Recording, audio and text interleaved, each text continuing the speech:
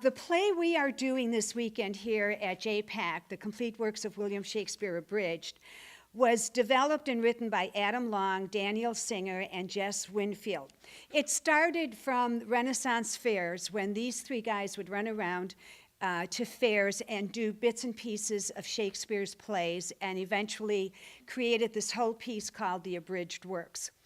What's very nice about these playwrights is they give us the permission to add characters and to also change the script, to update it, to make it more local. So we've made some changes, and I want to thank everybody in the cast who has added so much of their own unique creativity to making this play truly ours and very original.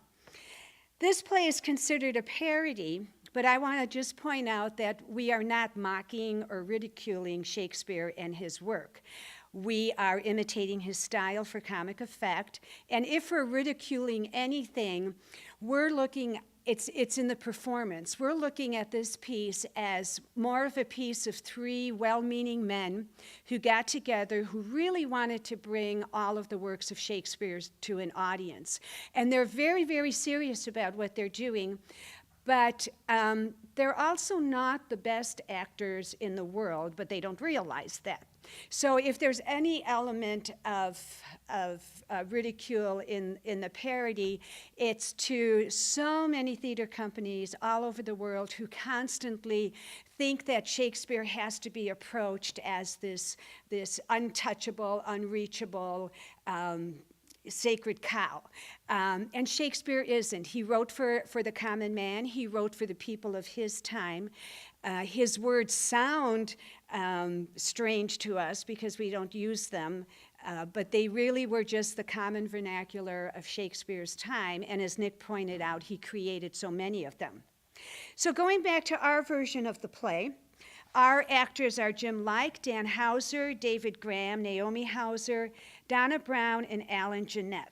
We've taken the three main characters and we've added what we call our three groundlings. And they've created a lot of wonderful side effects to the show. So if you've seen the show before, this show is going to be totally different, totally unique. And one of the main elements is the addition of these three groundlings, as we call them. I'd like to bring up two of our cast members who were able to be here this afternoon, Dan Hauser and David Graham. And they've created, well, I'm going to let them tell you the types of characters they play in this show. And then we're going to do a little bit of the comedies from the script. So here is Dan Hauser. You want to tell us who you play in this production? Absolutely. Thank you, Edie. I play myself, actually. I play Dan Hauser. Of the three men who are performing the complete works of William Shakespeare, I know the least about Shakespeare, though I am the most enthusiastic. Therefore, I get to play all of the women. I also play characters like Claudius the King. I also play, I play Othello. In a very straightforward and literal sense, I am the Moor of Venice. It's been really difficult to grasp the language of Shakespeare without the meaning, which is lucky because so many of the jokes that are in the play talk specifically about the meaning of the words. So if you have, for example, Juliet's speech to Romeo when they first meet, it takes on a completely different context when two men are on stage performing this piece rather than a man and a woman. Luckily for us that William Shakespeare was a genius and put everything that he wrote pretty much in a way that rhymes. So you learn the rhyme, you learn the words. I think Shakespeare understood that most actors are in fact idiots. And I'll hand this off to Jim, who is also in the show with me. He's one of our guiding light cast members in that he is very well learned about Shakespeare. Introduce yourself. I am David Graham, actually, and I'm crazy. you give me too much credit for knowing so much about Shakespeare. I'm allowed to play Romeo, also King Lear, a few of the other kings, Julius Caesar, and it's been my honor to work with Dan and Jim under the direction of Edie. I'm very amazed at all of the complexities and the subtleties that Shakespeare has. And the comedies and the tragedies, some of them almost seem to flow together seamlessly, but it is amazing working on this and working with the cast. I think you'll be very, very surprised when you come and see what we do and the way in which we carry it off. And what we're going to do now for you is a little bit of the scene called the comedies. Nick had mentioned that Shakespeare takes plot devices from so many different places. And I think what the three original playwrights were trying to do was to really create the essence of Shakespeare's works. And so we're going to, why don't you guys get closer to the mic? Jim Like, who unfortunately couldn't be with us today, in his character, he says, "Now Shakespeare's comedies were greatly influenced by the Roman plays of Plautus and Terence, Ovid's hilarious Metamorphoses, as well as the rich Italian tradition of Commedia dell'arte. He was a genius at borrowing and adapting plot devices from these different theatrical traditions." Edie, isn't that usually called plagiarism? Shakespeare didn't plagiarize, he distilled. Whatever.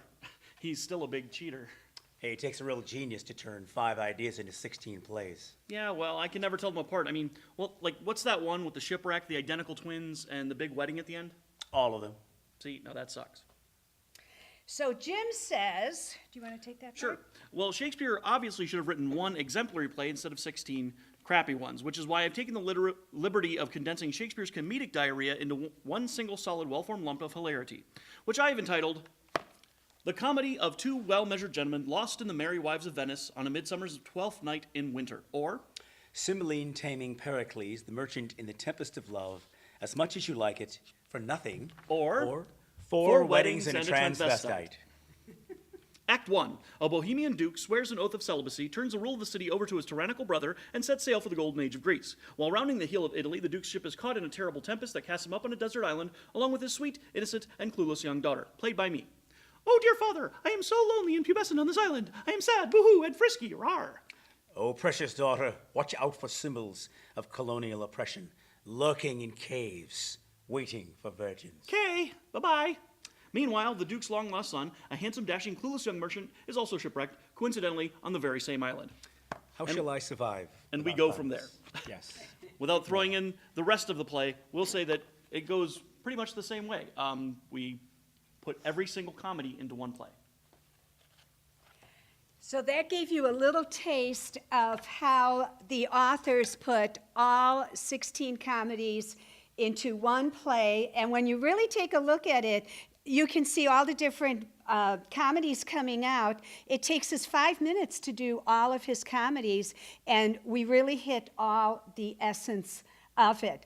I want to make a comment about Dan playing all these women.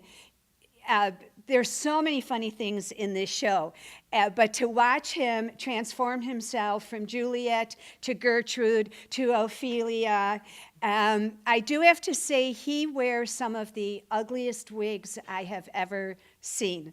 The costumes are wonderful, the props. It's kind of a nightmare backstage, all of the changes all of them have to do.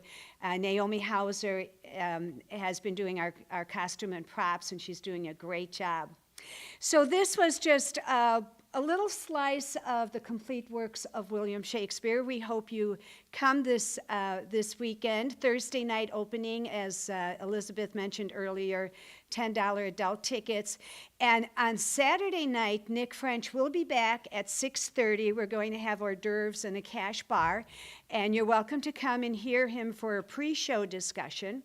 And every night after the show, of course, you can meet the cast members. So thank you very much, and we hope to see you at the beautiful Janesville Performing Arts Center this weekend. Thank you.